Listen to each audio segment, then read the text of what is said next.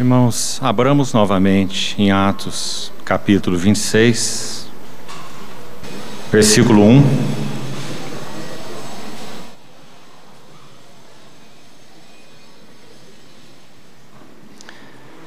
A seguir, Agripa, dirigindo-se a Paulo, disse: É permitido que uses da palavra em tua defesa. Então Paulo, estendendo a mão, passou a defender-se nestes termos: Tenho-me por feliz, ó rei Agripa, pelo privilégio de hoje, na tua presença, poder produzir a minha defesa de todas as acusações feitas contra mim pelos judeus. Verso 11.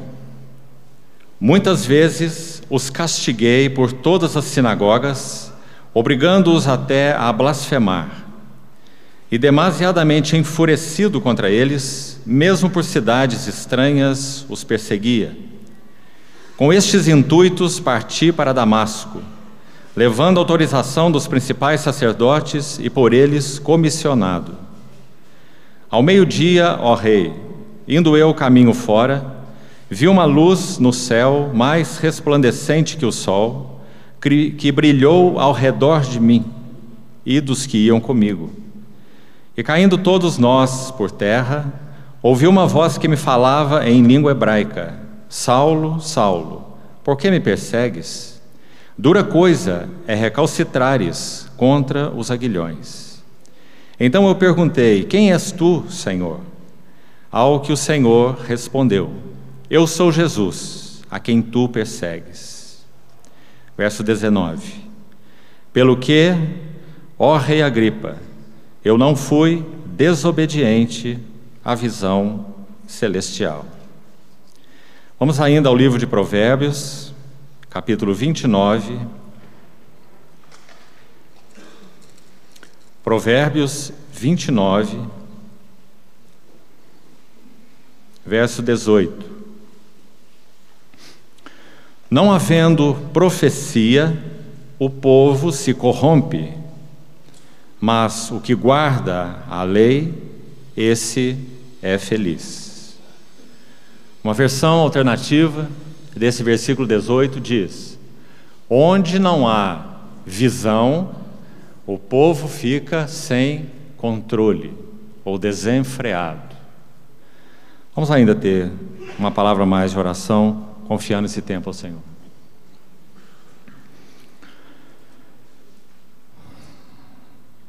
Querido Pai Celestial, Tu que sondas e conheces todas as coisas, sabes que o desejo de nosso coração, nessa manhã de comunhão, é vermos algo mais das glórias e belezas do Senhor Jesus. Por isso, confiados em Ti, te pedimos que abras os nossos olhos. Ó bendito Espírito Santo, te pedimos que realize o Teu ministério entre nós nessa manhã, revelando e glorificando Cristo. Abre os nossos olhos. Confiamos esse ambiente em Tuas mãos. Encontra aqui um lugar onde Teus direitos são reconhecidos. Encontra entre nós uma Betânia para Ti. Esperamos em Ti, confiadamente. No nome de Teu Filho, Senhor Jesus, oramos. Amém. Irmãos, vamos fazer uma pequena introdução desse assunto. Em primeiro lugar, gostaria de dizer que é um imenso, inestimável privilégio reunir com os irmãos em mais esse evento e compartilhar a respeito de visão celestial. Temos jornadeado nesse assunto com o Senhor já há 32 anos. E temos podido, pela graça do Senhor, compartilhar esse assunto em muitos lugares nesse país e em outros países. E temos visto que realmente temos vivido, em particular nossa geração, momentos, um tempo extremamente singular diante do Senhor. Não há como lermos no calendário de Deus, no que se refere à cristandade atual, no que se refere ao mundo em si mesmo, as questões sociopolíticas, econômicas, a própria leitura ligada ao calendário de Israel, e não concluirmos que nosso Senhor realmente está às portas. Que nós estamos realmente numa iminência dessa manifestação gloriosa, a segunda vinda do nosso Senhor Jesus. Quanto mais alertas e cuidadosos estivermos sendo com esse assunto, com essa pessoa gloriosa, que então irá em breve se manifestar de novo, e em um só ato, com seu rosto glorioso, colocar em ordem todas as coisas, como a Bíblia deixa tão claro. Quanto mais vermos isso com clareza, melhor para as nossas almas. Pois vivemos dias tão desafiadores, no que concerne a nossa jornada como igreja, em um mundo absolutamente antagônico a Deus, a sua palavra, aos seus princípios e a tudo que se refere a Ele. Então, queridos irmãos, reunirmos-nos para compartilharmos sobre visão celestial é um imenso privilégio. Talvez para muitos de nós aqui, começando de mim mesmo, poderíamos pensar que esse assunto é tão conhecido de nós. Mas sabe, irmão, um servo do Senhor do século passado disse assim: um dos maiores perigos na igreja cristã é quando as verdades de Deus se tornam familiares e conhecidas. Nosso irmão que abriu a reunião, nosso querido irmão, chamou a atenção para essa segunda geração de jovens. Pois, irmãos, quando olhamos para a palavra de Deus, em diversas instâncias, por exemplo, os capítulos iniciais do livro de Juízes, que não vamos entrar em detalhes, que deve ser conhecido da maioria dos irmãos. Quando Josué parte para o Senhor, e então vem uma outra geração que não conheceu o Senhor. A primeira geração, quando estudamos os avivamentos em geral, a primeira geração que é visitada pelo Senhor, quanto carecemos dessas visitações, quando essa geração primeira é visitada pelo Senhor, e esses tempos são chamados na história da igreja de reavivamentos ou avivamentos espirituais, tem suas marcas de genuinidade, não se compõe de coisas estranhas, de barulhos, mas tem marcas muito definidas de um genuíno avivamento espiritual, sobretudo olhos abertos de novo para ver a centralidade e glória da pessoa e obra do Senhor Jesus. Então, quando o Espírito Santo visita a igreja nesses chamados avivamentos, a primeira geração, a geração que recebe essa visitação tão particular e maravilhosa do Espírito Santo, ela tem véu rasgado, olhos abertos, e os seus corações são profundamente impactados. Irmãos, eu ouso dizer que todos os irmãos mais velhos que aqui estão, e há tantos anos nós nos conhecemos, tiveram o privilégio de experimentar o significado disto. Me permitam, antes de seguir, muito brevemente, já que os irmãos estão com seu coração em celebração, e todos nós juntos, com 30 anos esse ano, em que esses encontros aqui em Contagem iniciaram, não organizados por obra nenhuma, mas organizados pelas próprias localidades, como permanece até hoje sendo assim, Contagem, Salvador, os irmãos que inicialmente estiveram presentes naquele primeiro encontro, 87, nossa relação com Contagem iniciou em 97, são 20 anos, nossa relação pessoal. E então, todos esses irmãos sofreram esse impacto revelador, novo, fresco, vivo, das glórias do Senhor Jesus. E de muitas maneiras deixaram contextos formais, digamos assim, para então buscarem a simplicidade de se reunirem exclusivamente em nome do Senhor Jesus. Não em nome de nenhum ministério, não em nome de nenhuma obra, mas em nome do Senhor Jesus. E assim, pela sua graça, tem prosseguido até hoje. Primeira geração, revelação. Mas, irmãos, o que observamos na história dos avivamentos é que frequentemente, para não dizer todas as vezes, a segunda geração recebe a revelação como tradição. E nas mãos da segunda geração, aquela viva revelação se torna apenas uma tradição. E o golpe que o caminho do fluir do Espírito Santo sofre neste assunto é imenso. Porque se nós não queremos voar com uma asa só, já que isso é impossível, nós nunca podemos separar os assuntos que são ligados às determinações soberanas de Deus, ou vamos chamar de soberania de Deus, ao outro polo, ou a outra asa, ou se pensarmos em um barco, o outro remo, pois se remarmos com um remo só, não iremos a lugar nenhum. Teremos um barco girando em círculos. E esse outro remo é a responsabilidade do homem. Então, a segunda geração, por falta do impacto de olhos abertos, gerado pela revelação, então ela segue baseada no que seus pais receberam. Isso nada mais é do que uma tradição. E nós não conseguimos seguir com o Senhor baseados em tradição. Ao contrário, se conhecemos também algo da Bíblia e da história, nós sabemos que fatalmente e finalmente a tradição se torna um inimigo dos propósitos do Senhor e não um aliado dos propósitos do Senhor. Ouvistes que foi dito pelos antigos, eu, porém, vos digo. Tradição dos anciãos. Então, queridos irmãos, nossa oração, nosso encargo, é que nós, pela graça e exclusivamente pela graça do nosso bondoso e fiel Redentor, possamos chegar na terça-feira com os nossos joelhos dobrados, louvando seu adorável nome, porque Ele quis, se assim Ele quiser mesmo, usar de misericórdia conosco nesses dias. Porque se Ele não quiser, nós perderemos o nosso tempo. Nada é automático diante do Senhor.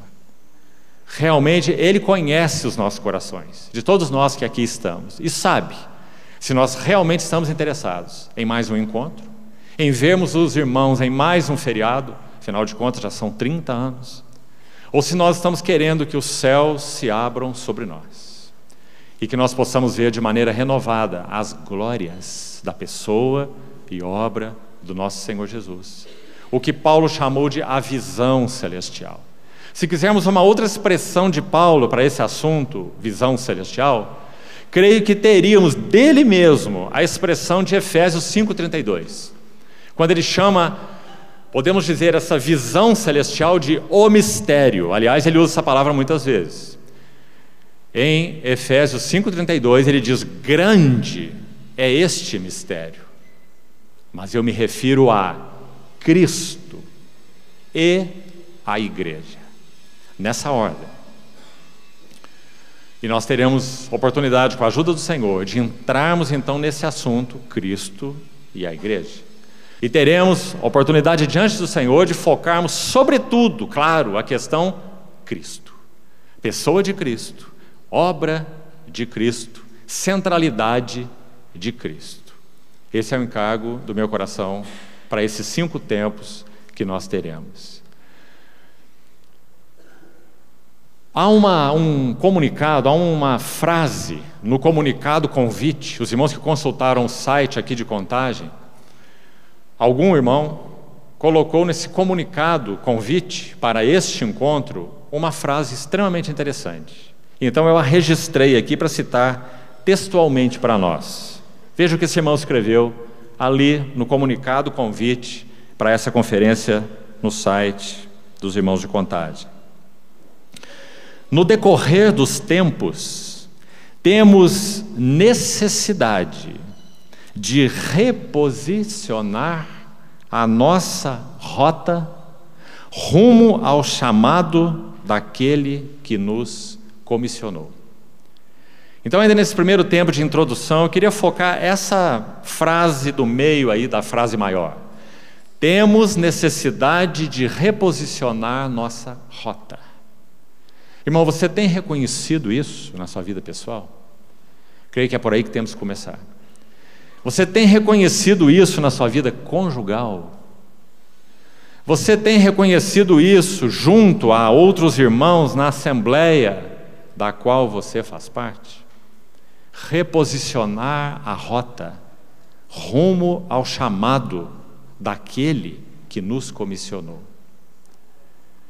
Como nós falamos, se a primeira geração recebe revelação, a tendência, e livre-nos o Senhor disso, e livre os nossos jovens. A segunda geração tende a receber apenas tradição. O que meus pais viram foi isso ou aquilo, mas não tem o impacto do que significou para o coração dos seus pais. Paulo, em 1 Coríntios 2, diz assim: olhos não viram, ouvidos não ouviram, e jamais penetrou em coração humano o que Deus tem preparado para aqueles que o amam. Isso é 1 Coríntios 2, 9. Mas logo no verso 10 ele segue dizendo assim: mas Deus nolo revelou. Revelação. Cada geração tem necessidade de revelação. Essa história de acharmos que podemos andar nos ombros de nossos pais sem uma definida revelação das glórias de Cristo, com um impacto em nossos próprios corações do significado delas, é uma falácia. Isso é impossível, queridos irmãos. Está aí a história bíblica e a história da igreja, para deixar isso claro para nós. Então, queridos jovens, filhos de irmãos, que há 20, 30 anos atrás foram agraciados com o céu aberto, e muitos, falamos isso há um ano atrás, quando tivemos Novo Tempo junto, exatamente um ano atrás. Muitos pais que estão aqui pagaram preço de serem chamados de hereges, preço de serem chamados de grupozinhos que não criam no Espírito Santo, preço de serem chamados de seitas. Não é assim, irmãos? Vossos pais pagaram preços que os jovens não conhecem. Como podem conhecer? Se receberem revelação. Deus nolo revelou pelo Espírito, porque o Espírito a todas as coisas perscruta, abaixa e vê por dentro, perscruta, até mesmo as profundezas de Deus. Não é maravilhosa essa dádiva do Espírito Santo? Mas, queridos irmãos, não é automático. O apóstolo Paulo,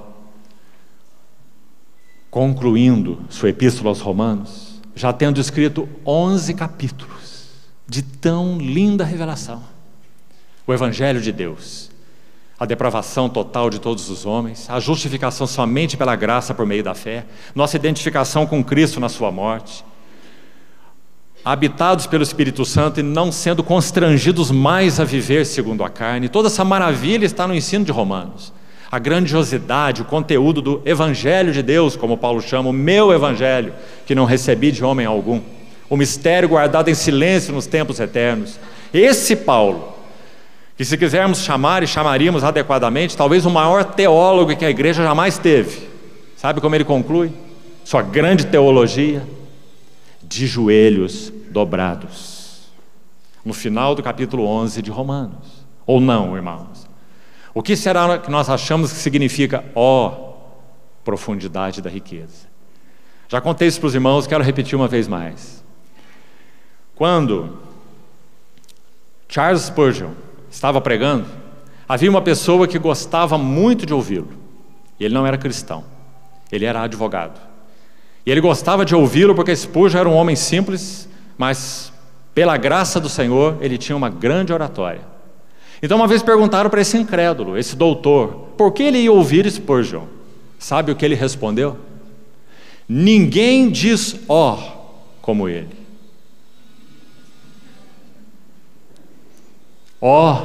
Profundidade da riqueza, tanto da sabedoria como do conhecimento de Deus. Quão inescrutáveis são seus juízos, quão insondáveis os seus caminhos. Quem conheceu a mente do Senhor, que o possa instruir? Que perguntas essa, né? Quem foi seu conselheiro? Quem primeiro deu a ele para que ele tenha que restituir? Porque dele, por meio dele, para ele são todas as coisas.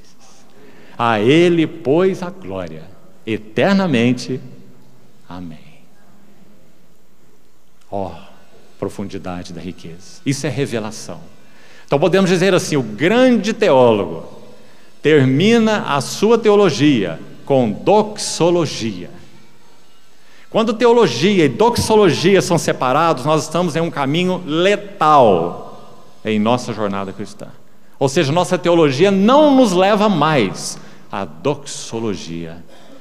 Nossa teologia é imprestável, porque não nos leva à adoração. Irmão, sabe o que nós faremos diante do trono do Senhor com miríades de anjos e hostes de redimidos? Digno é o Cordeiro que foi morto de receber o poder, a honra, a glória e o louvor. É isso que nós faremos. E os seus servos o servirão, Apocalipse 22, 4 e 5, ou adorarão, porque contemplarão a sua face, e nas suas frontes estará escrito o nome dele. Ah, que lugar terrível será o céu para nós, se nós hoje não somos aqueles que adoram o nosso Senhor Jesus. Então, queridos irmãos, vamos ainda como introdução, guardar essas coisas nos nossos corações. Ah, irmãos, que o Senhor, olhando para nós de seu trono e nos dando sua doce presença pelo seu bendito Espírito Santo, que veio não só para morar em nós, mas também para estar entre nós, que Ele que sonda mente e corações, encontre entre nós nesses dias Betânia, onde Ele tem ouvidos que estão ávidos para ouvi-lo, onde Ele tem mãos que estão prontas para servi-lo, e onde Ele tem corações que o amam, nas pessoas de Maria, Marta e Lázaro, que Ele encontre isso entre nós. Um passo mais precisamos dar ainda como introdução. Se nós precisamos reposicionar a nossa rota rumo ao chamado daquele que nos comissionou, usando a frase que lá está, por que nós precisamos reposicionar nossa rota? Então eu gostaria de sugerir algo para a consideração dos irmãos. Aqueles irmãos que têm então anotado, leve isso para a sua consideração diante do Senhor, em oração e profunda meditação. Por que reposicionar a rota? Será que nós não somos então aqueles mais velhos que há 30 anos atrás receberam pela graça do Senhor entendimento, algo mais claro sobre Cristo e a igreja, e deixamos tudo, e esse tudo incluiu muita coisa, e pagamos o preço envolvido, e esse preço não significou nada para nós, como diz uma autora de hinos do passado, de sacrifício jamais faleis, um privilégio antes é ser dele seja o preço que for, com os eleitos seus. Então, se isso ocorreu conosco, por que hoje e sempre precisamos reposicionar nossa rota? Irmãos, há algo sutil relacionado a esse assunto de perda de rota. E eu queria nomear algo então para a nossa consideração. Mencionar nominalmente alguns elementos, alguns muito sutis, que nos desviam da rota do nosso chamado. Número 1. Nós tendemos, isso por causa da nossa natureza humana pecaminosa, quanto ao homem natural, é claro, egocêntrica, nós tendemos a interpretar Deus a nosso serviço. Deus como o meio para atingirmos algo. Então o primeiro centro equivocado que eu gostaria de mencionar é a nossa própria vida, nossa família e os nossos interesses.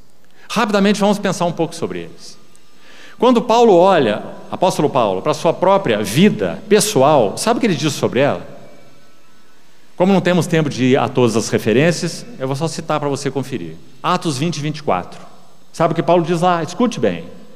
Em nada, porque em nada, eu considero a vida preciosa para mim mesmo, contanto que eu complete a minha carreira e o ministério que eu recebi do Senhor Jesus. Quando ele olhava para a sua própria vida como homem, vida humana, sabe o que ele dizia? Ela não é preciosa para mim mesmo. Ela é preciosa para ele e para seus interesses, contanto que eu complete minha carreira e o serviço que eu recebi do Senhor Jesus. E ele conclui, para testemunhar o evangelho da graça de Deus. Nossa vida não é o centro, porque Deus não é para nós, em primeiro plano, nós é que somos para Ele. Segundo elemento que nós citamos aí, dentro dessa tríade inicial, nossa família. Queridos irmãos, Infelizmente, já temos idade suficiente e jornada junto com o povo do Senhor suficiente para vermos famílias que estão perdendo o rumo do chamado do Senhor, porque em algum ponto compreenderam que o chamado de Deus é Cristo para suas famílias e as suas famílias serem abençoadas por este Cristo. Então, que meus filhos façam boas universidades, que eles sejam cidadãos respeitáveis, que eles possam ter esposas que os amem e os respeitem, filhos criados no temor do Senhor, como se a família em si mesmo fosse o centro do eterno propósito do Senhor. É claro que as nossas famílias são um elemento singular dentro do eterno propósito do Senhor. Como poderíamos negar isso? Já que Paulo usa Efésios 5 para falar da relação de Cristo e da igreja, falando da relação marido e mulher, e dizendo que ela tem uma singularidade única na terra, tal como nenhuma outra relação tem, de expressar algo do que Cristo e a igreja são. Maridos, amai vossas esposas como Cristo amou a igreja e se entregou por ela. Isso é de conhecimento de todos nós. Mas a família em si mesmo é o supremo propósito de Deus. Termos nossas famílias edificadas em Cristo é o eterno propósito de Deus? Definitivamente não. É complemento do eterno propósito de Deus. E vamos deixar mais à frente para entrar no cerne desse eterno propósito de Deus, ou dessa visão celestial, como Paulo a chamou. O outro elemento que colocamos então na sequência aí dessa primeira tríade, nossos interesses. Irmãos, são tantos interesses. E como nós somos bons em orar pelos nossos interesses. E até buscarmos canalizar o Senhor para os nossos interesses. Então nossas orações, na grande maioria das vezes, são ordens aos céus. Senhor, faça isso, Senhor, não faça aquilo, Senhor, eu acho que agora é tempo disso, Senhor, abra essa porta, Senhor, fecha a outra porta. Não é assim? E sabe o que vai acontecer quando nós estivermos diante do trono? Nós vamos dizer, Senhor, muito obrigado, porque mais da metade das minhas orações, o Senhor não respondeu. O Senhor não ouviu. Foram orações de tolo. Eu falava de coisas que eu não conhecia, coisas maravilhosas demais para mim. Ponho a mão na minha boca. Quem disse isso? Jó. Até que ele viu com seus próprios olhos e se abominou no pó e na cinza. Que o Senhor nos ajude, irmãos, a todos nós. Nossos interesses não são o centro do eterno propósito de Deus. Mas, irmãos, quantas experiências nós teremos que passar para o Senhor nos convencer disso? Nossa vida, vamos repetir essa tríade primeiro, nossa vida, nossa família e nossos interesses não são o centro do eterno propósito de Deus. Devem confluir para Ele, para o centro do eterno propósito de Deus. Segundo elemento que vamos mencionar, a igreja. E aqui nós estamos mencionando, claro, um elemento muito sutil. Sabe, irmãos, em particular os jovens, os adultos devem ter ouvido isso tantas vezes. Apenas peça ao Senhor que renove isso no teu coração. Mas em particular, quero falar para os jovens. Cristo na Bíblia é tipificado pelo sol, uma das formas, dos tantos tipos de Cristo. Sol da justiça trazendo salvação nas suas asas. A igreja é tipificada pela lua, já que ela não tem uma luz própria. Quando nós olhamos para uma linda noite de lua cheia, nós poderíamos dizer, quão glorioso é o sol, pois sem ele não veríamos a lua. Ela é um espelho. Quando a lua se coloca à frente do sol, nós chamamos isso de eclipse, trevas, porque a lua encobriu o sol. Ela se tornou, digamos, maior que o sol. Todas as vezes que nós colocamos a igreja, a vocação da igreja, o ministério da igreja, os assuntos da igreja à frente das glórias da pessoa e obra do Senhor Jesus, o que nós temos é trevas. Há duas frases faladas por irmãos diferentes que muito nos marcaram há décadas atrás. Escute a primeira delas. Pregue a cruz e você terá a igreja. Pregue a igreja e você terá a cruz. Compreendeu? Uma outra frase. Pregue a Cristo e você terá a igreja. Mas pregue a igreja e você terá um monte de problemas. Compreendeu, irmão? Porque o centro do eterno propósito de Deus não é a igreja. Qual é a glória da igreja, então, ou a igreja não é nada? Qual é a glória da igreja? Que o Senhor nos ajude nesses dias, onde entraremos em mais detalhes. Mas uma primeira frase sobre isso. A glória da igreja é participar. Não o centro, mas é participar.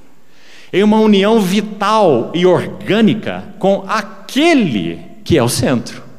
Mas isso não a torna o centro.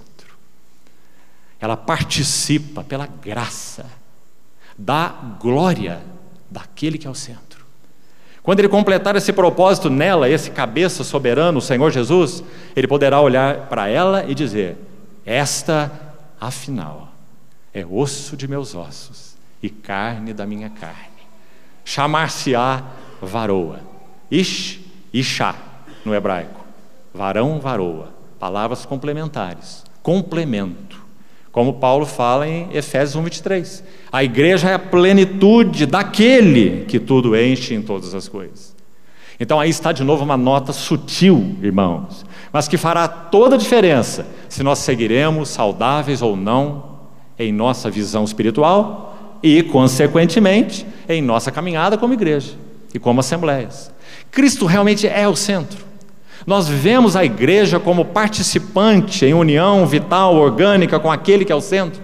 Nós vemos que toda a glória da igreja vem daquele que é o centro. Ou a igreja ocupa tanto o nosso foco que nós já temos uma lua à frente do sol. Então estamos colhendo os problemas, os resultados, porque nossa mensagem passou a ser a igreja e não Cristo. Diferença sutil, mas tremenda e até mesmo terrível. Mais um elemento, tão sutil quanto o anterior que citamos: unidade. Unidade. Sabe uma frase que também já começamos a ouvir há mais de 30 anos, e que ela ainda é comum hoje, entre muitos irmãos? Nós somos pela unidade. Nosso coração, nossa busca é a unidade. Bom, irmãos, aqui vamos colocar a coisa então assim: pregue unidade, e você está no melhor caminho para obter divisões. Não há nada mais eficiente para se dividir o corpo de Cristo do que pregar a mensagem da unidade. Agora, pregue Cristo e você terá a unidade. Porque a unidade vem da visão das glórias da pessoa e obra do nosso Senhor. Diante dessa visão, o que pode subsistir? O nosso pequeno muro, talvez doutrinário? Sermos caracterizados porque temos esse corpo de doutrina ou temos aquele outro corpo de doutrina? É isso? Então nós não temos entendido o significado da pessoa e obra de Cristo, porque essas coisas estão sendo maiores do que o nosso próprio Cristo comum, nosso comum Salvador. Então, queridos irmãos, unidade é um caminho sutil. Nossa mensagem não é unidade, nossa mensagem é Cristo, sua pessoa gloriosa e sua obra gloriosa. E então nós experimentamos a unidade do corpo de Cristo. É claro que isso já é um fato espiritual, essa unidade pela qual o Senhor orou, estritamente falando, ouça com atenção, nós nem precisamos orar por ela, porque essa unidade já foi estabelecida quando nosso fiel Redentor disse na cruz: está feito, e derrubou a parede de separação que havia no meio, a inimizade, e de ambos os povos fez um pela sua cruz. Mas, é claro, nós precisamos entrar na experiência dessa unidade, isso sim. E por que erramos, ou falhamos, ou retardamos, seja lá o que for, tanto nesse assunto? Queridos irmãos, pensando nisso diante do Senhor, para mim não há uma outra explicação, senão: nosso Cristo é pequeno demais. Nosso Cristo é pequeno demais. Na medida que avançarmos na visão da grandiosidade da pessoa e obra de Cristo, então nós poderemos experimentar e nos deleitar na comunhão e na unidade provida pelo Senhor mesmo do corpo de Cristo, ou unidade do Espírito, preservando a unidade do Espírito, não criando, não estabelecendo, porque já foi feita, mas preservando a unidade do Espírito no vínculo da paz. Então, unidade também é um desvio sutil. Você percebe? Que o Senhor nos ajude nisso também. E vamos mencionar um último. Irmãos, esses 3 últimos realmente falam muito ao nosso coração, pois são temas tão grandes. Igreja é um tema imenso. Unidade é um tema imenso.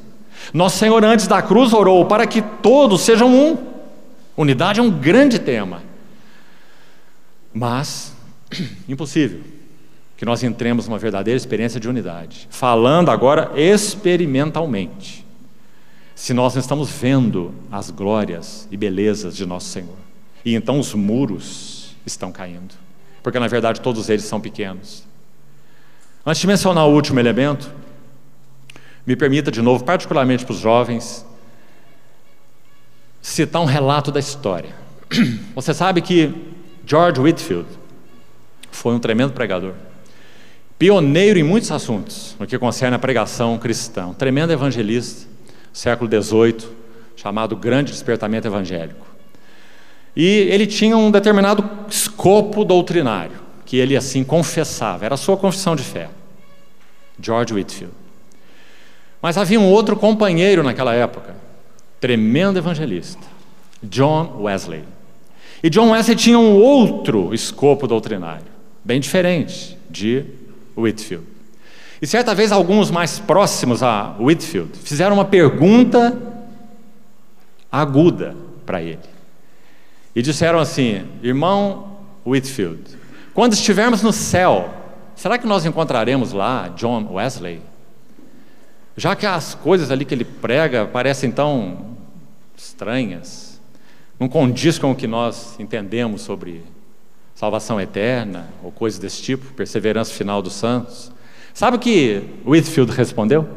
A primeira resposta dele foi não. E quando ele disse não, eu acho que os que fizeram a pergunta se alegraram muito. Mas ele completou a sua resposta assim: John Wesley estará tão perto do trono de Deus e nós tão longe que nós nem o veremos. Porque ele reconheceu aquela vida tão íntima e santa que John Wesley vivia aos pés do Senhor. Quando ele partiu para o Senhor, sabe o que ele deixou? Umas poucas moedas e algumas mudas de roupa. Foram as riquezas de John Wesley. E milhares de almas salvas no séquito do Senhor. Irmãos amados, se o Senhor não resgatar de novo essa visão celestial, esse espírito e esse coração entre nós, não poderemos subsistir nessas horas terríveis que nós, como igreja, se o Senhor tardar, entraremos. Então que Ele nos ajude, que Ele mantenha nossos olhos claros com relação à visão celestial. Mas ainda há um último elemento para mencionarmos nessa introdução, sutil, e que também nos desvia do centro, embora ele seja de grande importância também. E esse elemento é a obra de Deus. A obra de Deus. Irmãos, sejamos honestos.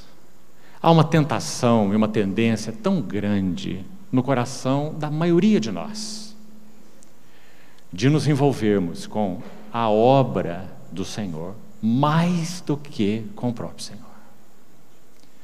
Uma pergunta comum que ouvimos de lábios de jovens, e com honestidade e temor diante do Senhor. Então aqui não vai absolutamente nenhuma crítica, pelo contrário, boa pergunta. Os jovens perguntam assim: irmão, tenho tido dificuldades no meu coração de entender como eu posso servir ao Senhor. Isso não é uma pergunta excelente? Você não queria ouvir isso dos seus filhos todos? Servir ao Senhor, se envolver com os interesses do Senhor. Mas então aí, irmãos, há uma nuance tão sutil, porque o primeiro envolvimento é com o próprio Senhor. Certa vez fizeram essa pergunta para um irmão, sabe o que ele respondeu? Deixe que a vida cresça. Um bebê tem tudo nele. Se ele é perfeito, ele tem ouvidos perfeitos, ele tem olhos perfeitos, tudo é perfeito. Mas o funcionamento de quase tudo não é maduro, não é ainda adequado. Mas então o que fazer? Precisamos dar aula para o bebê sobre oftalmologia, para que os seus olhos se desembaçem e ele passe a enxergar melhor. Aulas de pneumatologia ou pneumologia, para que o seu pulmãozinho imaturo venha a respirar melhor. Não, dá leite para ele.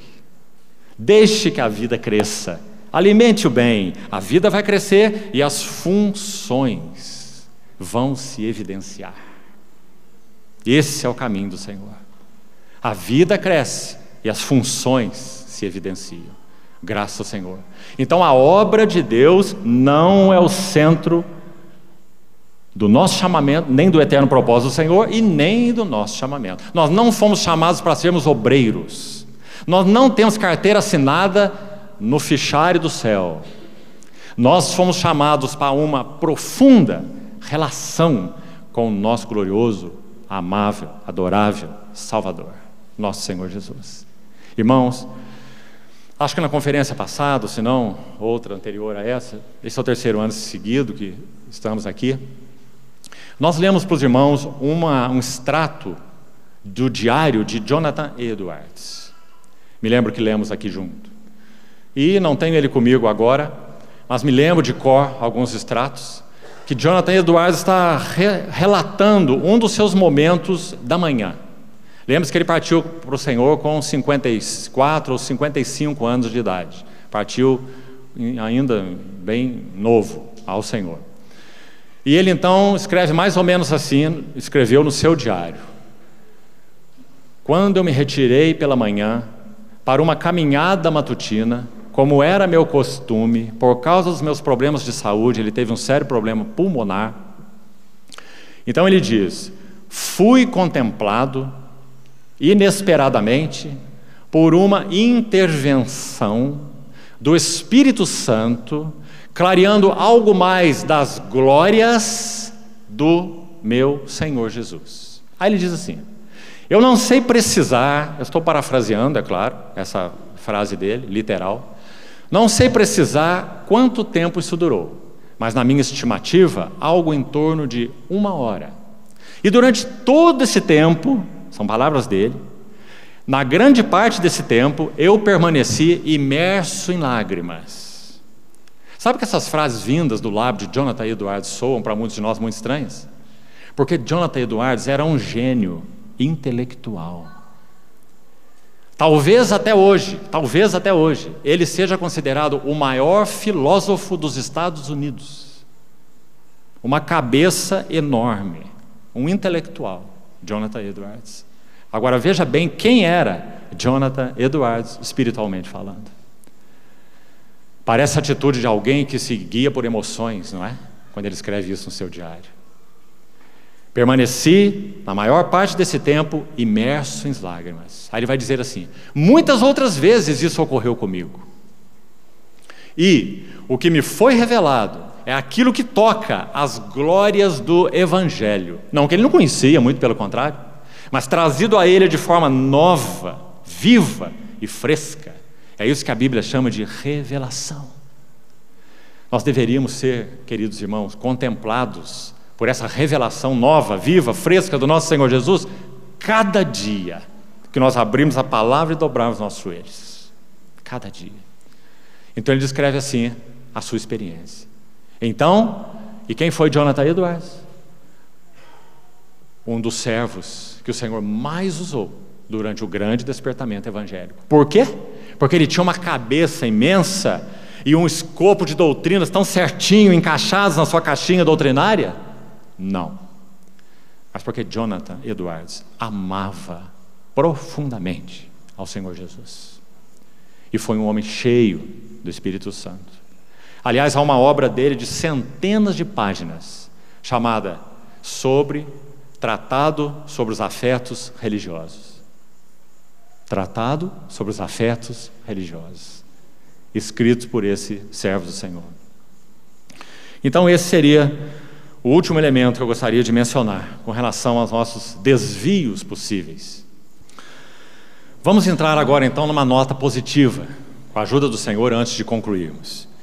Como que nós poderíamos então, acuradamente, usando nossas Bíblias, descrever o que seria o eterno propósito do Senhor. Nas palavras de Efésios 3:11. Verso 10 de Efésios 3 diz que Deus fará conhecido pela igreja a sua multiforme sabedoria. E Ele fará isso conhecido, os principados e potestades nos lugares celestiais. Efésios 3:11 agora. Segundo o eterno propósito que Ele estabeleceu em Cristo Jesus, o nosso Senhor. Efésios 3:11. Vamos repetir aqui. Segundo o eterno propósito que Ele estabeleceu em Cristo Jesus, o nosso Senhor. Então, se estamos buscando, com a ajuda do Senhor, gastar o tempo dessa conferência nesse tremendo assunto, aquilo que realmente está no cerne do coração de Deus o Pai, esse eterno propósito que Ele, Deus o Pai, estabeleceu no Seu Filho, o Senhor Jesus. Então, como falamos, nós temos a oportunidade de ter um tempo precioso, se o Senhor for gracioso conosco. Mas qual é esse eterno propósito? Primeiro vamos fazer união dessas duas frases, porque não há como não fazê-las. Visão celestial não é uma coisa, e eterno propósito de Deus em Cristo Jesus outra coisa. Seríamos completamente incoerentes se fizermos isso. O que Paulo chamou de visão celestial é o eterno propósito que Deus estabeleceu em Cristo, e que Ele viu em germen naquela jornada a caminho de Damasco. Talvez o irmão Paulo vai entrar nesses detalhes mais especificamente, então não quero entrar neles. Mas você sabe que ali ele viu Cristo e a igreja. Quem és tu, Senhor? Eu sou Jesus, a quem tu persegues. Perseguindo os discípulos do Senhor. Então Cristo e a igreja em germen. Agora, nessa epístola alta, profunda e maravilhosa, a mais alta delas, Efésios, como ele vai descrever qual é esse eterno propósito? Ou qual é o conteúdo dessa visão celestial? Nós vamos buscar descrevê-la de duas maneiras, uma para hoje, outra terá que ficar para a sessão à frente. Sem dúvida, a epístola aos Efésios é a que mais vai nos ajudar nesse sentido. Eu quero colocar duas frases para os irmãos, então nós vamos entrar nos versículos, para que elucidem, e você confira, e veja se está claro para você. E busque aos pés do Senhor clareza de revelação, e não apenas de entendimento. O eterno propósito de Deus em Cristo é, 2 pontos. Número 1, porque nós vamos ter face contra face, uma moeda. Não há como ter um lado só. Nós vamos colocar o primeiro lado da moeda. Encher todas as coisas com Cristo. Esse é o lado A da moeda. O propósito eterno de Deus é encher todas as coisas com Cristo. Vamos citar já o lado B, e depois vamos aos versículos. O lado B é encher Cristo com todas as coisas. Sabe, irmão, que não é a mesma coisa? Nós vamos ver já como e porquê. Então vamos aos versículos. Efésios capítulo 1, verso 23, que já citamos. Importante versículo. Quando fala sobre a ressurreição e entronização e glória do Senhor, nesse capítulo 1 de Efésios, essa oração de Paulo, registrada aqui no capítulo 1, desde o verso 17, Paulo inicia essa oração. Ele chama Deus, nesse versículo, Efésios 1,17, de o Pai da Glória. Antes de chegarmos lá no 23, onde vamos focar, queria que você notasse, olhe para a sua Bíblia. O Deus do nosso Senhor Jesus Cristo, o Pai da Glória. Sabe por que Paulo faz isso? Podemos dizer assim, Jesus Cristo tem duas relações com Deus. Jesus Cristo é o servo perfeito diante de Deus. Por isso ele é o Deus do nosso Senhor Jesus Cristo. Jesus Cristo é o servo perfeito diante de Deus. Serviço, sacerdócio. Mas Jesus Cristo tem uma outra relação com Deus. Jesus Cristo é o Filho amado diante do Pai. E agora nós temos a linha da filiação. Se você conhece bem sua Bíblia, você sabe que essa dupla linha, filiação e sacerdócio, percorre as Escrituras todas. De Gênesis a Apocalipse. Filiação, sacerdócio. Jesus é o Filho amado diante do Pai. Jesus é o servo perfeito diante de Deus. Ele é fiel ao seu Pai e Ele é fiel ao seu Deus. Então eu me ponho de joelhos diante do Deus do nosso Senhor Jesus Cristo, que é o Pai da glória. E Paulo usa essa expressão Deus e também Pai muitas vezes nessa epístola aos Efésios. Note quando você for ler. Como ele chama o seu Deus aqui? Paulo. O Deus para o qual, diante do qual ele está e a quem ele ora. Ele o chama de Pai da glória. Por que esse título tão inusitado a respeito de Deus? É único esse título. Deus é o Pai da glória. Vamos tentar explicar da seguinte maneira.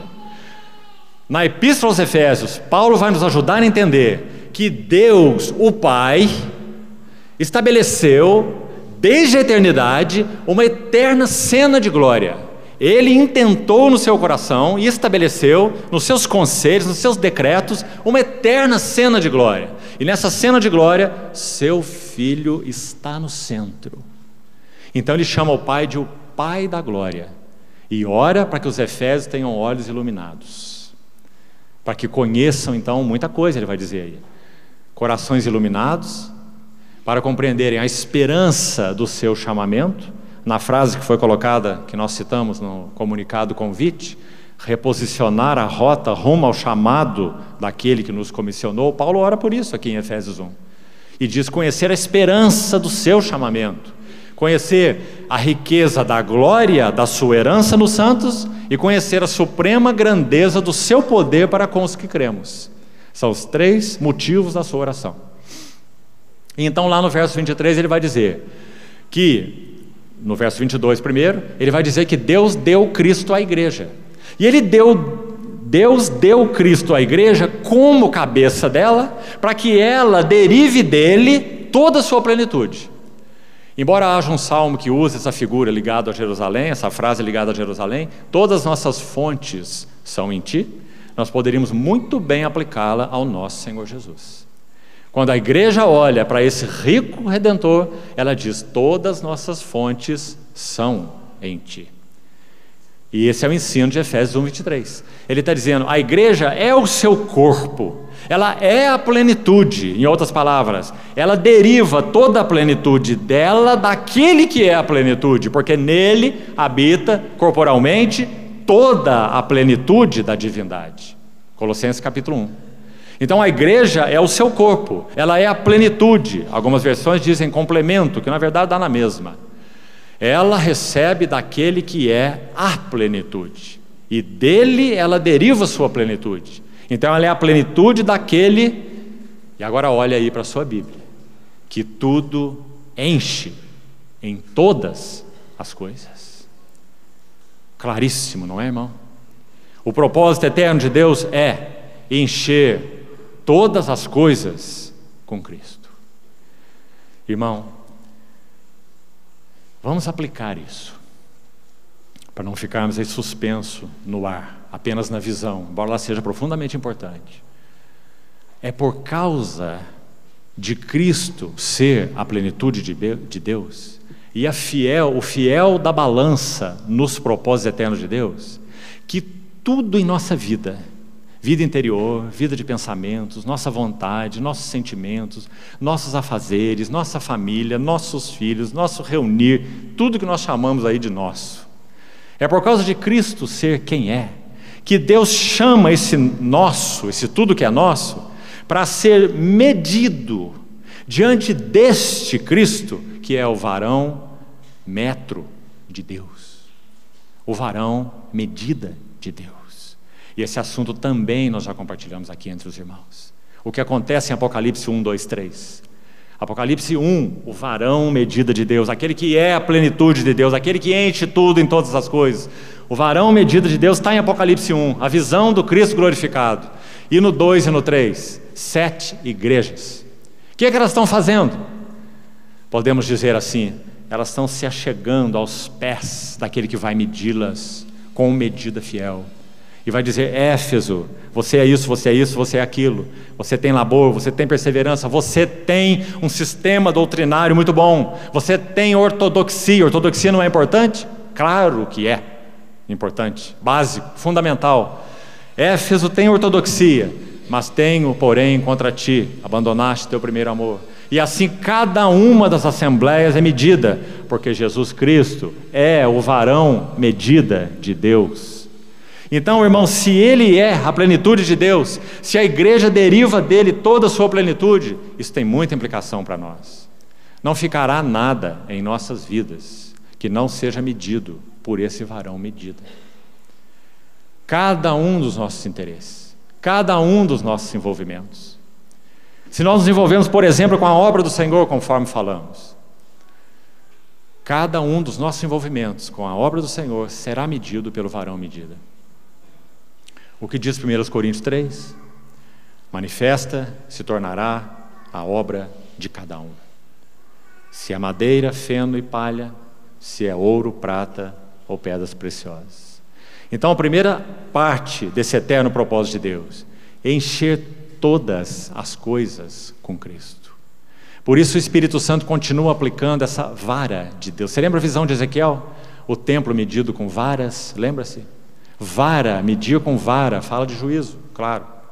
Então, tudo no que concerne a igreja, a obra de Deus, o interesse de Deus, é medido na estatura de Cristo. A pergunta de Deus não é o quanto isso valeu. A pergunta de Deus não é quantas pessoas estão envolvidas. A pergunta de Deus não é se o nosso relatório está andando bem. A pergunta de Deus é quanto de Cristo há nessa pessoa, nesse ministério, nessa obra, nessa assembleia, nessa vida, nesse interesse. Essa é a única pergunta de Deus. Quanto de Cristo há? Queridos irmãos, assentar os fundamentos da nossa confissão é fundamental. É fundamental. Se não fizermos isso, nossa fé não tem fundamento, não tem base. Agora, descansarmos o nosso coração numa confissão de fé é um caminho letal para a nossa vida cristã. E Éfeso fez isso. Então, cada uma das igrejas foi levada a ser medida aos pés do Senhor. Então, primeiro aspecto do eterno propósito de Deus, Ele já está, seguirá e completará, encher todas as coisas com Cristo. Cada recanto desse universo, de alguma maneira, revelará as glórias do nosso Redentor. Até mesmo todo joelho no céu, todo joelho na terra e todo joelho debaixo da terra se dobrará e fará a confissão: Jesus Cristo é o Senhor. Por causa do eterno propósito de Deus de encher todas as coisas com Cristo. Ainda há um verso mais sobre esse mesmo aspecto. Veja rápido na sua Bíblia, Efésios 4:10. Aquele que desceu, referindo à encarnação do Senhor e a sua descida até os lugares chamados aqui inferiores da terra, até o Hades. Aquele que desceu, 4:10, é também o mesmo que subiu. E subiu para quê? Subiu acima dos céus para. Ele subiu com um propósito. Ele subiu para encher todas as coisas. Então disso deriva essa pergunta sondadora: quanto de Cristo há em nossa vida? Quanto de Cristo há em nosso falar? Quanto de Cristo há em nosso ministrar? Quanto de Cristo há em nossas assembleias? Quanto de Cristo há nessa ou naquela obra de Deus? Podemos assim dizer. Essa é a única pergunta de Deus. O teste da verdadeira obra cristã é quanto há de Cristo. Não é quanto há de movimentos, quanto há de estratégias e nem quanto há de doutrinas, mas o quanto há de Cristo. O outro aspecto que nós citamos então: encher Cristo com todas as coisas. Claro que um está atrelado ao outro, mas absolutamente não é o mesmo. O que é então encher Cristo com todas as coisas? Primeiro, todas as coisas são cheias com Cristo, mas também o propósito de Deus é que o seu Cristo, ele seja cheio com todas as coisas. E aí nós vamos a Hebreus capítulo 1, versículo 2, muito claro o versículo, que vai dizer que esse Filho, no qual Deus tem falado, ele é o herdeiro de todas as coisas. Resplendor da glória, expressão exata do seu ser. A primeira designação aí é herdeiro de todas as coisas. O que isso significa? Que todas, Colossenses agora, capítulo 1, Se você quiser aí mais uma referência, todas as coisas foram criadas por meio dele e para ele, porque ele é o herdeiro de todas as coisas. Lembra que citamos uma vez uma ilustração para os irmãos. Quando você estiver vendo a Discovery Channel, aquele canal interessante, e você estiver vendo lá uma reportagem sobre o Oceano Índico, e lá tem aqueles robôs que mergulham a profundidade que para o homem seria impossível, e vão sondar aquelas profundezas na qual nem luz penetra. E aí você vai ver aqueles seres lá, os mais esquisitos. Você vai ver peixe sem olho, sem cor, transparente, aquela coisa esquisita. Você não sabe para que existe um peixe que não vai ser nem pescado, nem comido, não é? Habitando a 6.000 metros de profundidade. Mas qual o sentido disso? Aí vamos responder assim: Deus não fez esse peixe para você, então sossegue o teu coração. Ele fez esse peixe para o seu filho. Seu filho gosta desse peixe. Seu filho é o herdeiro de todas as coisas. Tudo que o pai fez, ele fez para seu filho. Ele é o centro de todas as coisas. Amados irmãos, se o Senhor permitir em outras sessões, nós estamos com uma tarefa hercúlea para esses dias. Se o Senhor nos permitir, nós queremos compartilhar algo sobre a pessoa encarnada de Cristo e o que isso significou para o coração do Pai. E na medida que olhamos 4 evangelhos e acompanhamos esse verbo encarnado, irmãos, só nos resta adorarmos esse Senhor. Porque quando Ele deixa o seu lugar, deixou o resplendor da sua glória, sabendo o destino aqui. Estava só e ferido no Gólgota para dar sua vida por mim. Quando o Senhor deixa o seu lugar no trono, seu lugar de filho, seu lugar de resplendor da glória e expressa a imagem do seu ser. Claro que Ele nunca deixou de ser Deus. Claro que Ele nunca esvaziou da sua divindade. Mas Ele deixou o lugar da glória e assumiu natureza humana. Sabe o que acontece com o céu? Os anjos ficam atordoados, porque buscam aqui, buscam lá e buscam lá, e o objeto da contemplação único da face do Pai, a face de Deus no Filho, agora desceu. Então toda a atenção do céu agora se volta para a terra, porque o Verbo se fez carne e habitou entre nós, cheio de graça e de verdade, e vimos sua glória, glória como do unigênito do Pai. Então digamos que agora, então entendo com cuidado aí, para você não me chamar de herege, então agora o céu ficou vazio, porque o Verbo, resplendor da glória, se encarnou.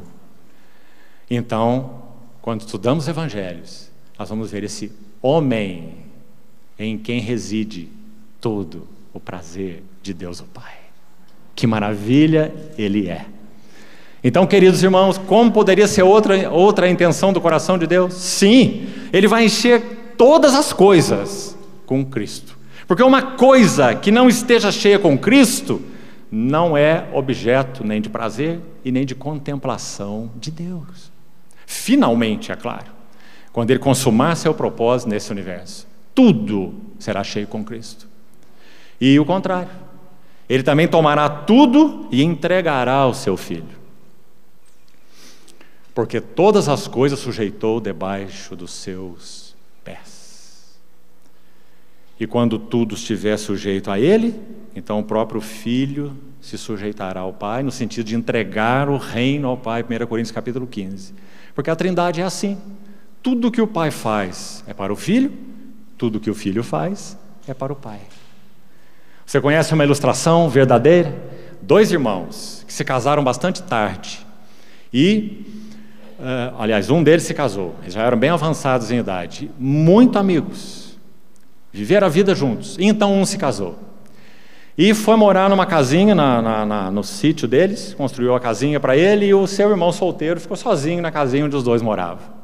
Então, quando esse irmão, que agora era casado, cultivava sua terra, ele preocupava com o irmão solteiro. A gente luta com tanta dificuldade, sempre trabalhamos juntos, agora eu tenho aqui minha esposa que me ajuda, e ele é sozinho, então eu tenho que encontrar uma maneira de ajudá-lo. Sabe o que ele fazia? Ele pegava um saco de produto da terra.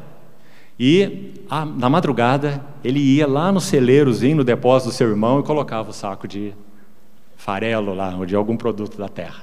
O irmão casado. E o irmão solteiro morava sozinho, ele pensava assim: meu irmão agora não está mais aqui, agora ele é casado, ele tem muitas responsabilidades, eu preciso ajudá-lo, agora ele tem uma boca a mais para alimentar. Então ele pegava o saco de farelo ou de qualquer coisa lá e levava na madrugada e colocava no celeiro do seu irmão. E isso eles fizeram um bom tempo, até que um dia na madrugada os dois se encontraram no caminho, cada um com um saco de farelo. Deus o Pai faz tudo para Deus o Filho. Deus o Filho faz tudo para Deus o Pai. Essa é a norma de vida da Trindade. E nós, por natureza, nós fazemos tudo para nós mesmos. Quando Paulo escreveu aos Filipenses, ele disse assim: penseis a mesma coisa, tenhais o mesmo amor, sejais unidos de alma, tendo o mesmo sentimento. Nada façais por partidarismo ou vanglória, provocando uns aos outros, tendo inveja uns dos outros.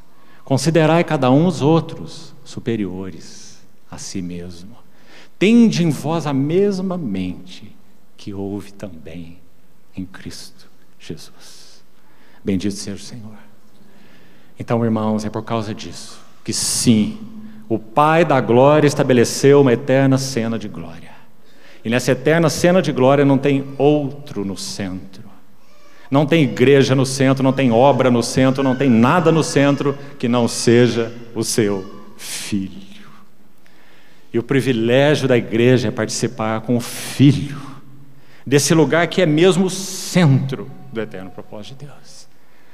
Por isso há um hino do passado que diz assim: eis a escrava resgatada, grande preço Cristo deu.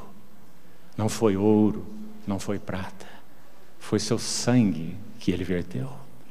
Porque a igreja veio a participar daquele que é o centro do eterno propósito do Senhor. Que privilégio nosso, queridos irmãos. Então aí está a dupla face do propósito eterno de Deus: encher todas as coisas com Cristo, encher Cristo com todas as coisas. Efésios 1:23, Efésios 4:10. Todas as coisas cheias com Cristo. Hebreus 1:2, ele é o herdeiro de todas as coisas. Então encher Cristo com todas as coisas, porque todas as coisas foram feitas por meio dele e para ele. Colossenses 1:16. E também Efésios 1:10. Confira na sua Bíblia Efésios 1:10. Texto que tantas vezes, certamente nesses 30 anos, foi citado aqui para os irmãos. Que versículo central é esse? De fazer convergir nele, na dispensação da plenitude dos tempos, todas as coisas, tanto as da terra como as do céu. Anakephalaiomai. Os irmãos já ouviram essa palavra muitas vezes. Assim ela é no grego. Anakephalaiomai. Reunir e colocar debaixo. Primeiro reunir. Reunir. Kephalé, de encéfalo, cabeça. Kephalé. E esse verbo, omai. Anakephalaiomai. Tornar a congregar, mas não só tornar a congregar, não só tornar a reunir, mas tornar a reunir e colocar tudo que foi reunido debaixo de uma única cabeça.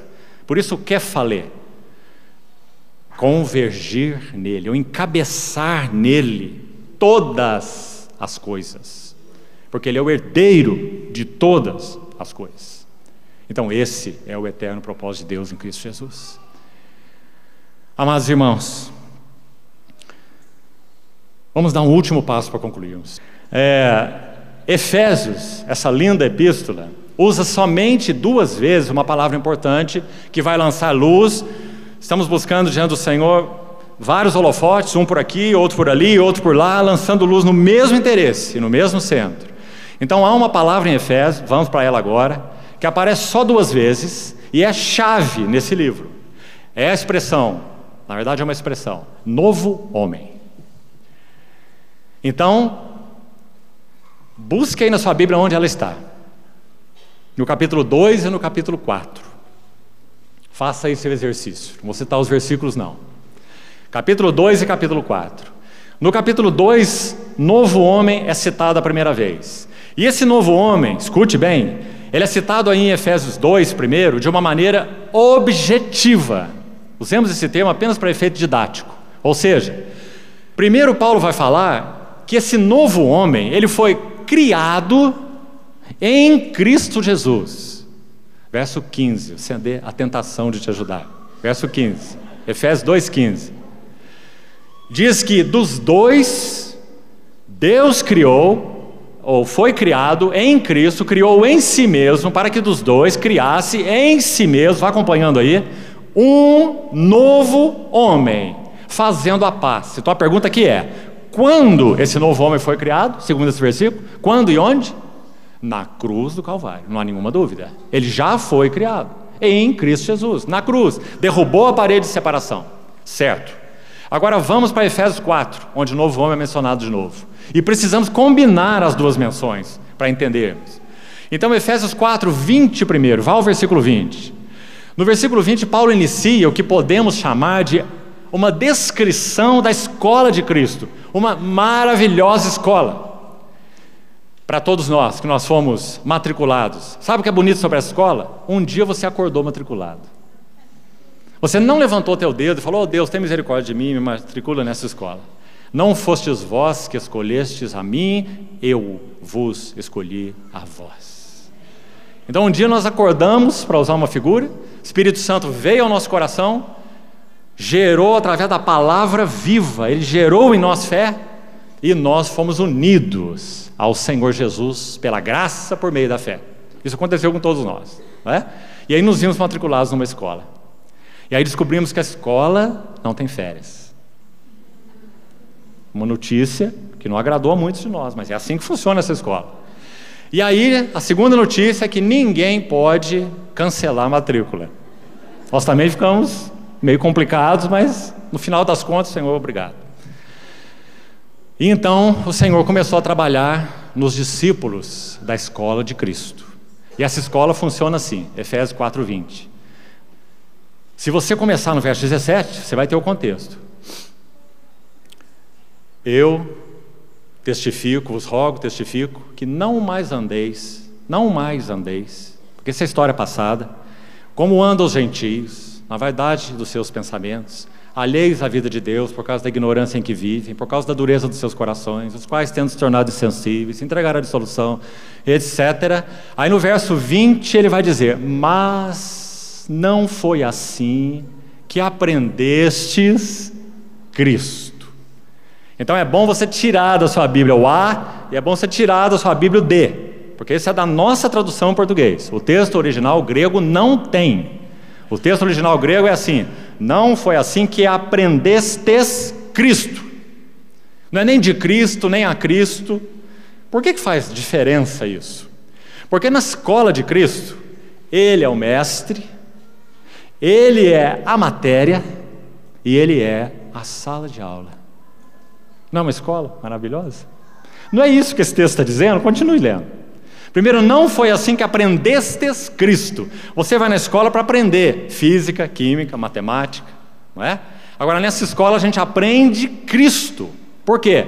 Porque a intenção de Deus é que seu Cristo, seu centro, seu foco de interesses, afeições e ações. Isso é o que Cristo é para Deus. Foco dos seus interesses, afeições e ações. Que esse Cristo seja formado em vós, como Paulo escreveu aos Gálatas. Então não foi assim que aprendestes Cristo, se é que de fato o tendes ouvido.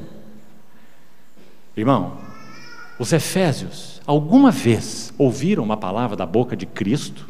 De Jesus Cristo? Sim ou não? Não, nunca. Isso é uma assembleia gerada em Éfeso muito tempo depois de Cristo já ter sido, uns bons anos depois de Cristo já ter sido entronizado à destra de Deus. Nunca viram Cristo pessoalmente, nunca ouviram uma palavra direta da boca de Cristo.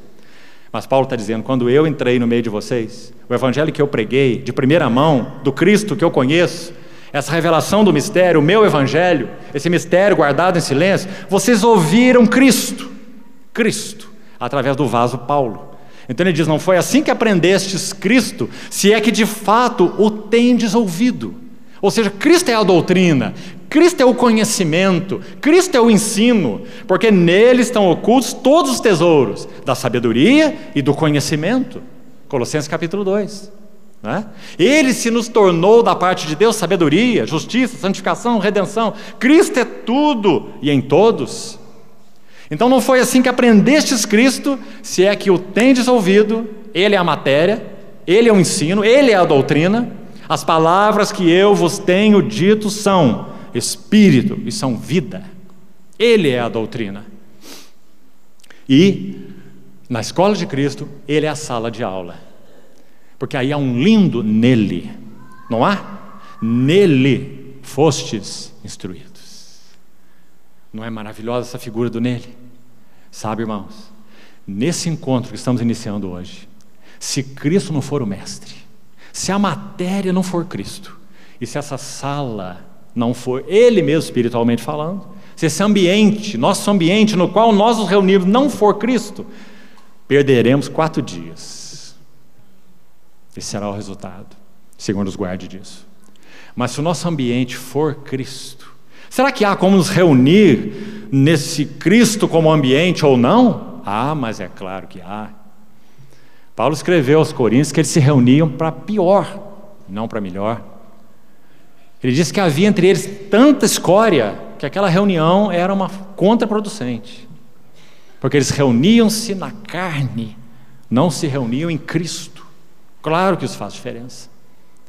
Então, nele fostes instruídos, segundo é a verdade em Jesus. Continuando o texto aí, Efésios 4, 21.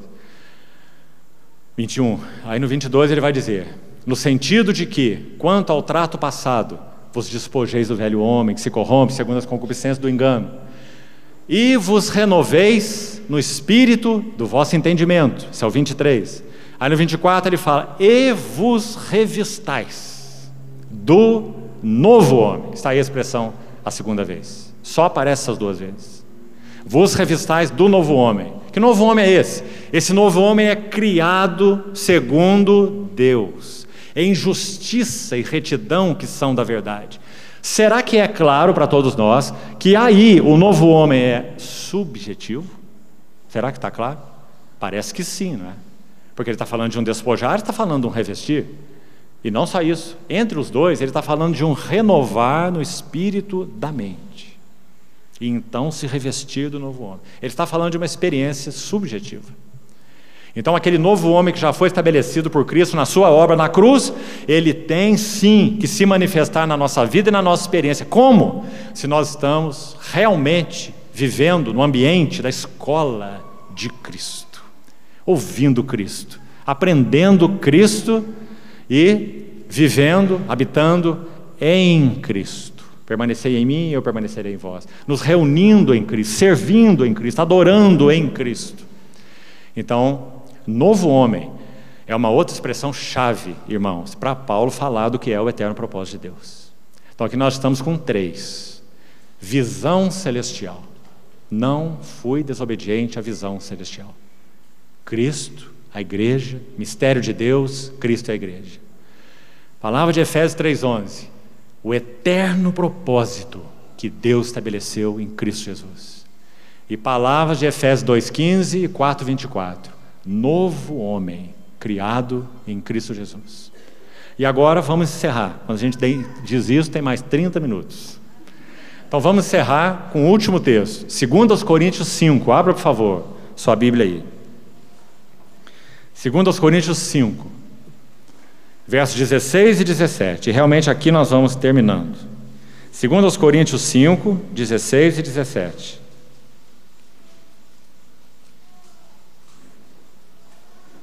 Vamos ver desde o 14, para termos um pouco mais do contexto.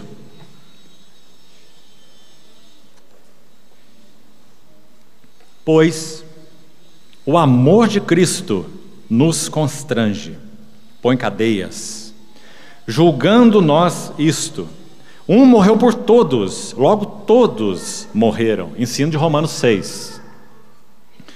E ele morreu por todos, para que os que vivem não vivam mais para si mesmos. Lembra dos falsos centros? Nossa vida, nosso interesse, nossa família. Não vivam mais para si mesmos, mas para aquele que por eles morreu e ressuscitou. O nosso foco aqui agora são os versos 16 e 17.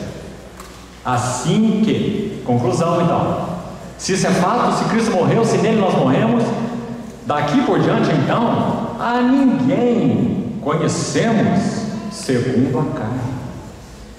E se antes conhecemos a Cristo segundo a carne, já agora não o conhecemos deste modo.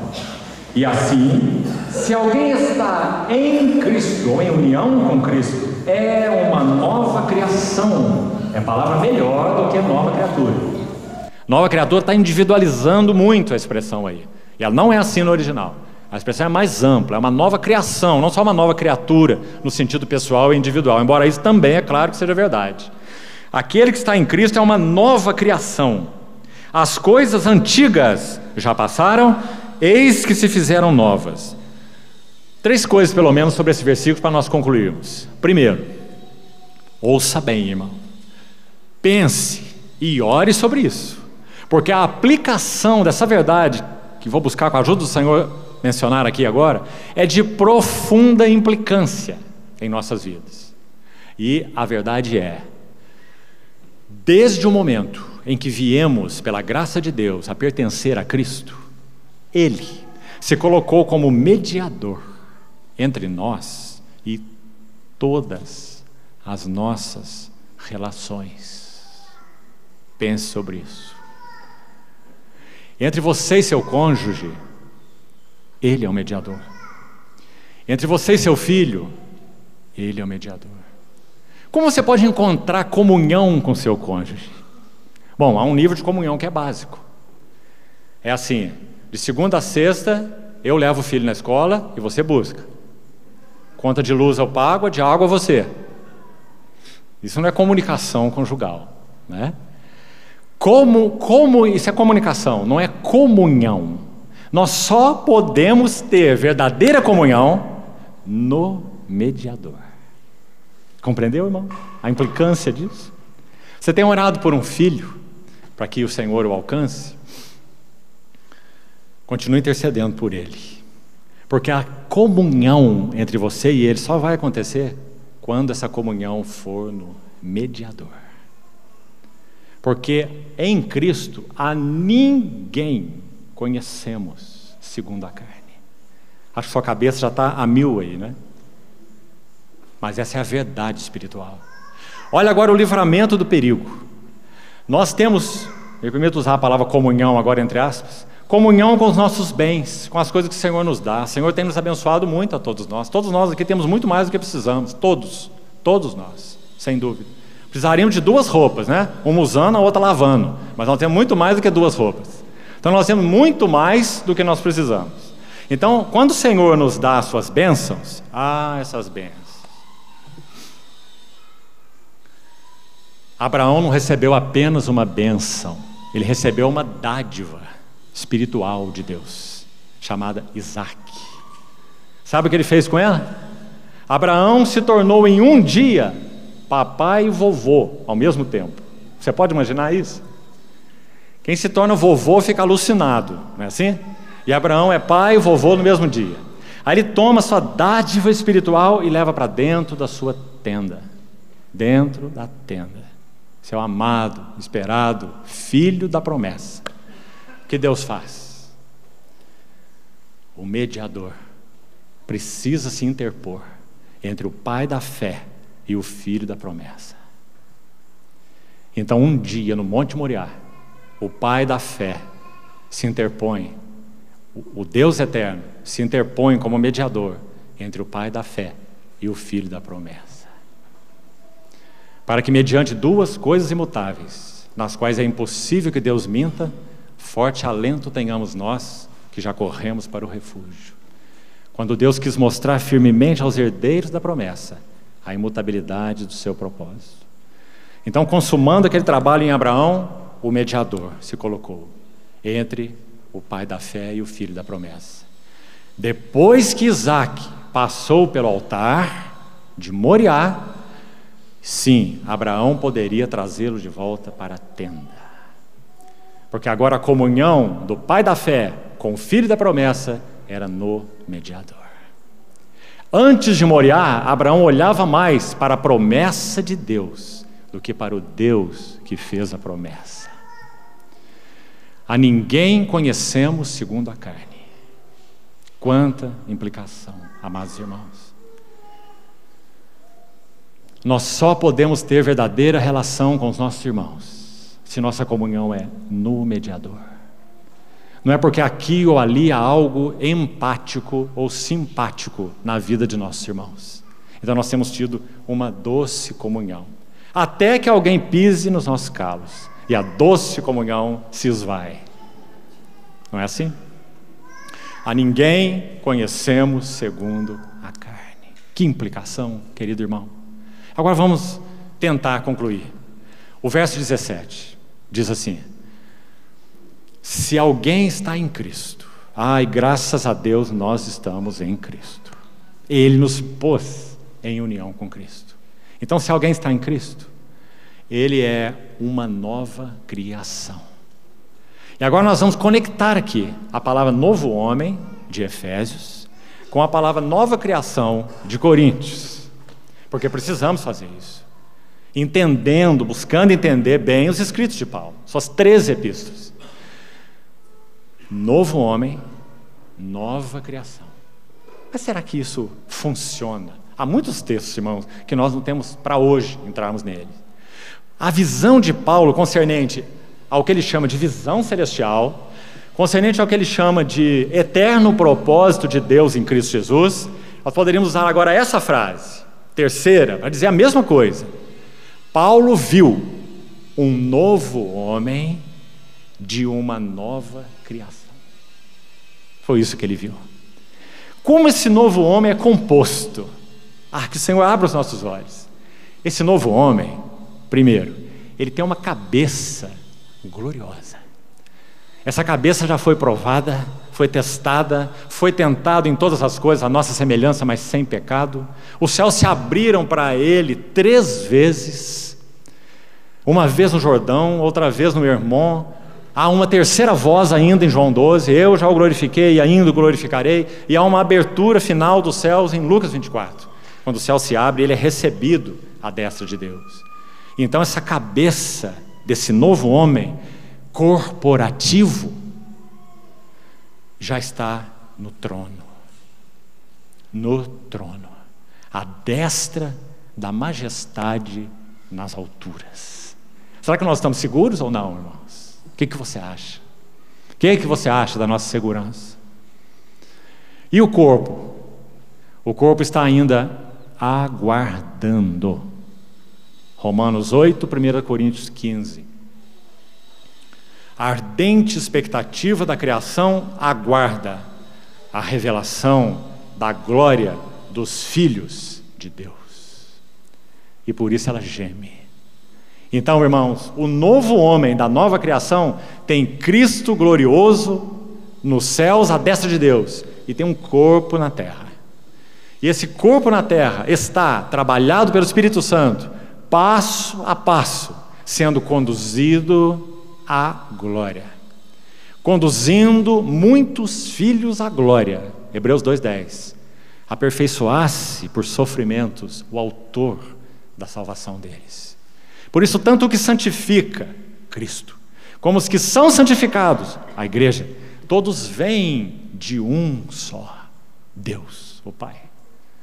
Por isso ele, Cristo, não se envergonha de lhes chamar irmãos, dizendo: a meus irmãos declararei teu nome e cantar-te-ei louvores no meio da congregação. Irmãos, um dia o Espírito Santo irá passar a régua na consumação desse propósito eterno. E o nosso Senhor Jesus, que enviou esse fiel Eliezer para fazer essa obra com a sua escolhida Rebeca, ele então poderá dizer: afinal, osso de meus ossos, carne da minha carne. Então Paulo vê um novo homem de uma nova criação, no qual estamos. É realidade espiritual, mas não basta, não basta. Será realidade manifesta. E a criação aguarda até que essa realidade seja finalmente manifesta. E então, quando ele usa, agora em Coríntios 15, você procure os versículos, 15, 45 a 49, 1 Coríntios 15. Paulo vai dizer que por causa disso, do que ele disse aí em 2 Coríntios 5,17, as coisas antigas passaram, dois polos, eis que se fizeram novas coisas. Em 1 Coríntios 15, 45 a 49, ele vai chamar o Senhor Jesus de dois títulos, que também nos interessam muito, porque são maravilhosos. Ele vai chamar o Senhor Jesus de o último Adão. E ele vai chamar o Senhor Jesus de segundo homem. Nunca se refira a Cristo como o último homem, ou qualquer coisa desse tipo, ou como segundo Adão. Porque no que concerne a Adão e sua herança, ele é o último, ele não é o segundo. Sabe como se chama o segundo Adão? Caim. Esse é o nome do segundo Adão, Caim. Jesus é o último Adão. Porque nele toda a raça decaída foi julgada e encerrada. Agora, graças a Deus, o propósito eterno de Deus não é negativo, é positivo. Então, depois de encerrar essa raça caída, ele estabeleceu, criou em si mesmo um novo homem fazendo a paz. Então, o título agora em 1 Coríntios 15 é Segundo Homem. Porque o primeiro homem, Adão, foi feito alma vivente. Mas o segundo homem é esse Espírito que dá vida, o Senhor Jesus mesmo. Então, irmãos, aqui concluímos por hoje. Esse é o eterno propósito de Deus em Cristo Jesus. Todas as coisas sendo cheias com Cristo. Cristo sendo cheio com todas as coisas. Mas além disso, trazendo um povo separado, eleito, escolhido por Ele antes da fundação do mundo, para participar da glória e da herança de Cristo. Por isso o texto que foi lido no início, Atos 26, diz assim: recebam remissão de pecados, mas não só isso, remissão de pecados é negativo, muito importante, mas é negativo. Recebam remissão de pecados e herança entre todos os que são santificados pela fé em mim.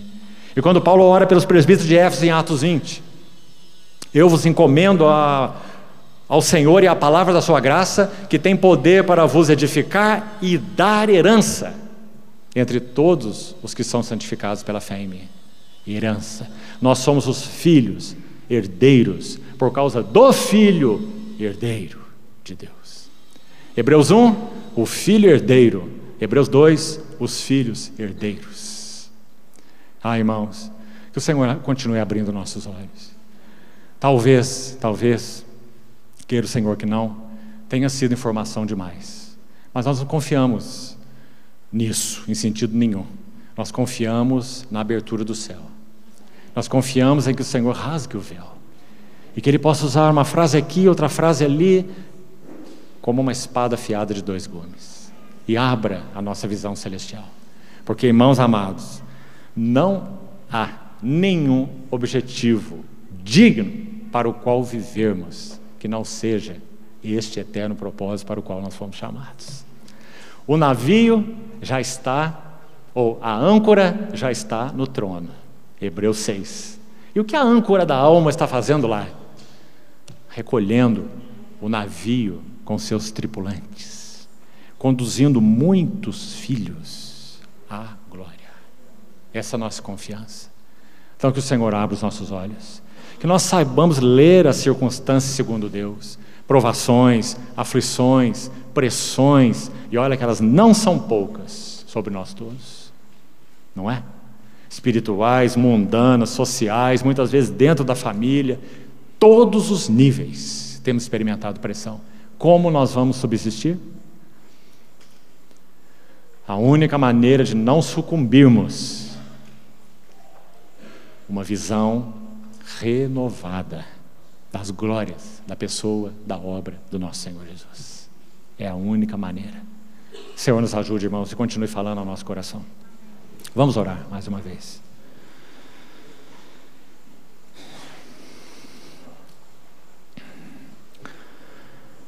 Querido Pai Celestial, confiamos ao Senhor as palavras compartilhadas nessa manhã, sabendo que Tu és Deus e a obra do Senhor só pode ser feita pelo próprio Senhor.